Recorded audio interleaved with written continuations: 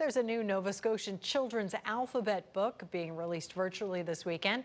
It's already been published in French and English, but now there's a Gaelic translation. Colleen Jones has more. New recent book, so it's in Gaelic. That's Emily McEwan, who runs Bradan Press, a Gaelic publishing company. She's unpacking a box of the Gaelic edition of the Nova Scotia Kids Alphabet Book. It's G IS FOR GAEL, Apichal, G GAEL, and Alpin Noy. So this little guy is saying, Suas Leisha Gaelic, which means up with Gaelic.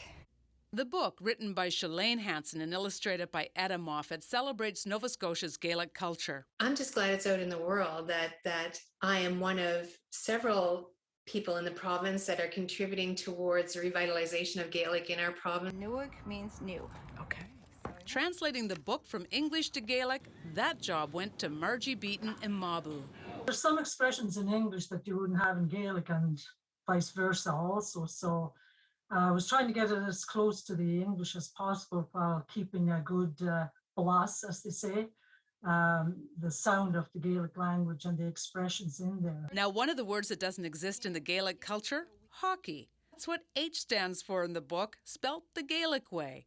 The market for a book like this extends beyond our Nova Scotia borders. There's a lot of Scottish Gaelic learners who are really even just discovering. I think every day somebody new is discovering Scottish Gaelic culture and discovering that their ancestors were actually a part of it and wanting to, move back towards it and become part of it, participate in it again. The Dartmouth Publishing Company has had success translating Lucy Maud Montgomery's Anne of Green Gables book to Gaelic, plus The Paper Bag Princess by Robert Munch. With Nova Scotia and Canada's first Gaelic school opening in Mabou in September, the resurgence is going beyond music and dancing.